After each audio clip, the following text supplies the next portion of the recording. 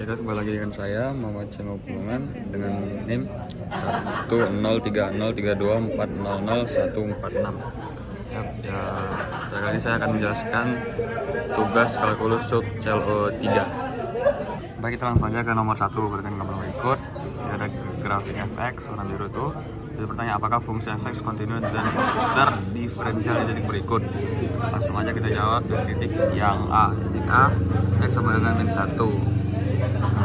Jika x sama dengan 1 itu titiknya tidak kontinu dan tidak terdiferensial. Lalu titik yang kedua itu titik x sama dengan 0, B. Titik B x sama dengan 0 itu titiknya kontinu tapi tidak terdiferensial. Yang ketiga, titik C 1,5. Titik C 1,5 itu titiknya kontinu tapi tidak juga terdiferensial. Oke, yang terakhir titik D, x di x sama dengan 2. Di x sama dengan 2 juga titiknya itu kontinu tapi tidak terdiferensial. Oke. Lanjut langsung ke soal nomor 2 dengan kurva fungsi fx sama dengan x pangkat 3 dikurang 3x tambah 2. Tentukanlah turunan fungsi fx. Saya kayak dulu turunan fungsi fx. Ini turunan fungsi fx tersebut adalah ini ya guys ya. F aksen x sama dengan 3x kuadrat kurang 3. Lanjut ke soal yang B. Kemiringan garis singgung di titik 1,0.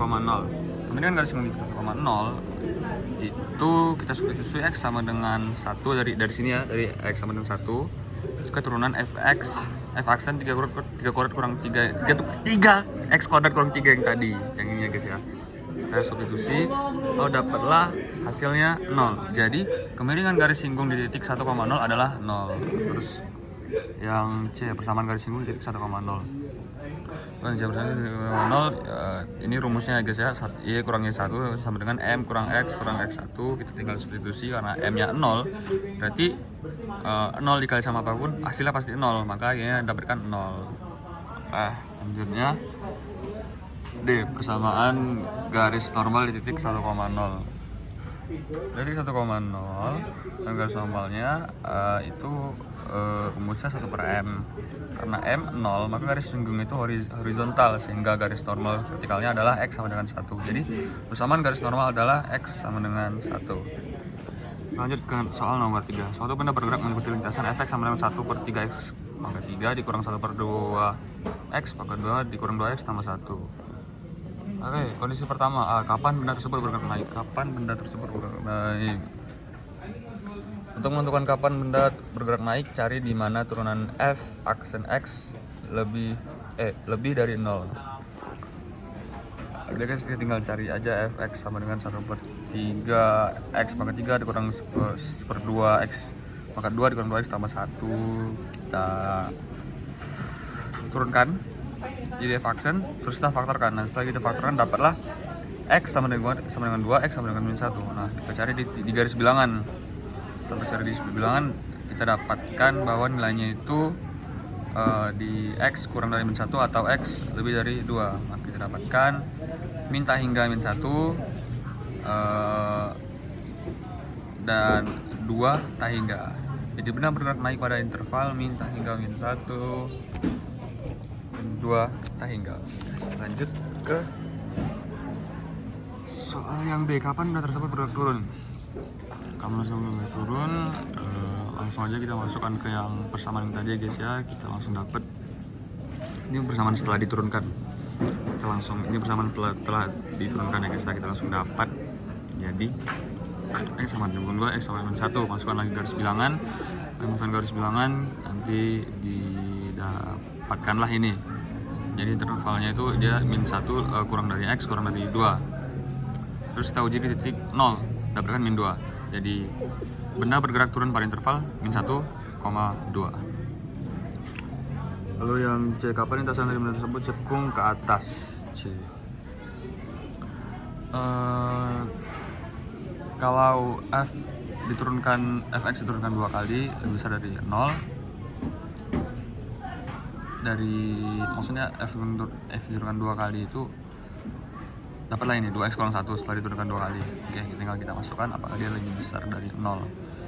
Nah, kita masukkan ke persamaan ke persamaan ini. Jadi 2x kurang 1 lebih dari 0. Jadi x lebih dari setengah. Jadi dapatlah setengah dan lainnya. Jadi dia cekung ke atas pada X lebih dari setengah. Lanjut yang D, kapan lintasan dari benda tersebut cekung ke bawah? Kapan dari benda cekung ke bawah? Oh, ini masih sama kayak tadi, kita turunkan 2 kali, kita turunkan 2 kali dapat 2x kurang 1. 2x kurang 1 itu kita buat kurang dari 0. Udah dapat x kurang dari setengah. Jadi lintasan benda cekung ke bawah untuk x kurang dari setengah.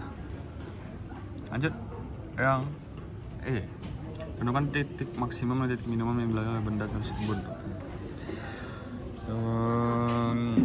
Pertama cari titik stasionernya. Kita masukkan f aksen x sama dengan x kurang 2, x tambah 1 ini yang tadi guys yang difaktorkan, dapatlah x min 1 sama x 2. Terus kita uji nilai ekstrim menggunakan f diturunkan 2 kali.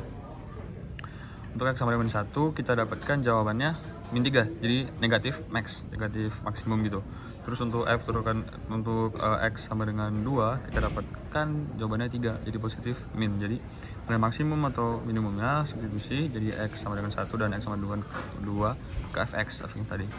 Nah kita masukkanlah nilai min 1 ini ke fungsi fx yang tadi ya guys ya, yang seperti 3x pangkat 3 itu. Kita masukkan nilai x nya, nanti didapatkan nilainya 13/6. Jadi max di x sama dengan min 1 dan f min 1 sama dengan 13/6. Terus yang substitusi yang kedua yang f2 kita masukkan, nanti dapat nilainya min 5/8. Yes, min 5/8. Jadi kita dapat dia minimum di x sama dengan 2 dan fungsi f2 sama dengan min 5/3. Jadi nilai maksimum dan minimum adalah min 1,13/6 dan 2,5/3. Baik, mungkin itu saja dari saya. Dadah.